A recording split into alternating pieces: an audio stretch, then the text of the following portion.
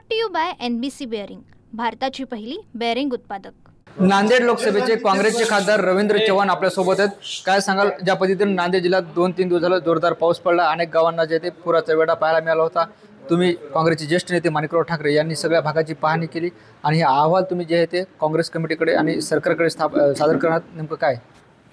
मागच्या 2 दिवसापासून नांदेडमध्ये जे अतिवृष्टी होत आहे, प्रचंड प्रमाणात या ठिकाणी गावोगावांचं नुकसान झालेलं आहे। पूरग्रस्त जवळपास 400 ते 500 गावं पूरग्रस्त झालेले दिसत आहेत। बॅकवॉटरचं पाणी प्रचंड प्रमाणात लोकांच्या घरामध्ये गेलेलं आहे। शेतीचं प्रचंड प्रमाणात नुकसान झालेलं आहे। काल नांदेड शहरामध्ये सुद्धा मोठ्या प्रमाणात पाऊस झालेला आहे आणि बऱ्याच लोकांच्या घरामध्ये पाणी गेलेलं आहे।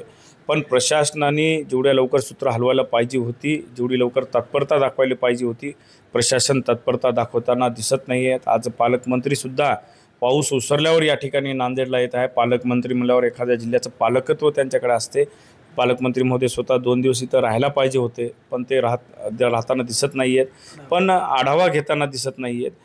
आज या ठिकाणी काँग्रेस पक्षाच्या वतीने आम्ही मागणी केलेली आहे की नांदेड शहरामध्ये जे काही पाण्याखाली घरं गेलेले आहेत, कोल्हापूरला असंच विशेष स्पेशल केसमध्ये त्यांनी वाढून पैसे दिले होते, तर तसेच या ठिकाणी प्रत्येक घरी 25,000 रुपयाची मदत या ठिकाणी झाली पाहिजे आणि ज्या शेतकऱ्यांचं नुकसान झालेलं आहे प्रति एकर 2 लाख रुपयेपर्यंतची तात्काळ मदत शासनाच्या वतीने त्या शेतकऱ्यांना मिळाली पाहिजे। ही भूमिका आमच्या नांदेड सर्व जिल्हा काँग्रेस कमिटीच्या वतीने आम्ही मांडलेली आहे। काल खासदार शरदचंद्र पवार आणि तुमचं फोनवर बोलणं झालं, काय नेमकं बोलणं झालं?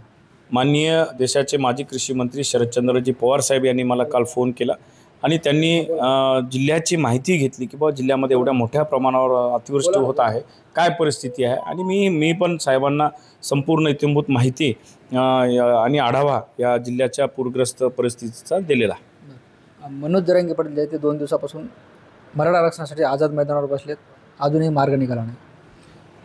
खरं तर प्रशासनाला आणि सरकारला हा विषय मार्गी काढायचा आहे की नाही हेच कळत नाही आहे। कारण एवढ्या मोठ्या प्रमाणात प्रचंड प्रमाणात मोर्चे झाले।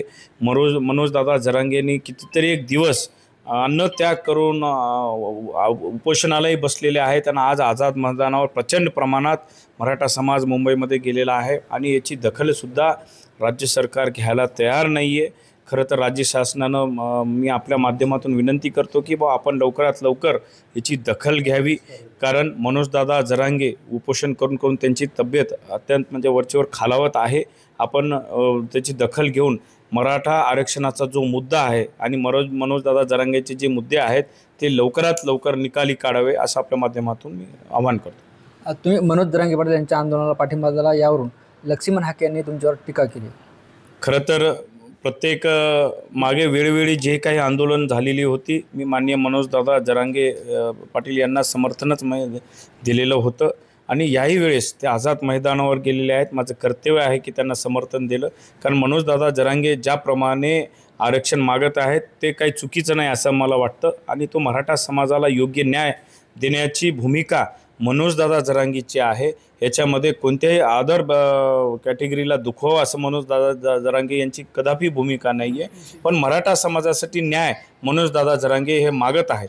आता हाके साहेब वेळोवेळी ते बोलत आहेत, याचं उत्तर निश्चितच मराठा समाज त्यांना योग्य वेळी देईल। निश्चित आपण बघतो, हे होते नांदेड लोकसभेचे काँग्रेसचे खासदार रवींद्र चव्हाण ज्यांनी आपल्याला संवाद साधलाय। Dnyaneshwar Londhe, TV9 Marathi, Nanded. Brought to you by NBC bearing, भारताची पहिली बेअरिंग उत्पादक।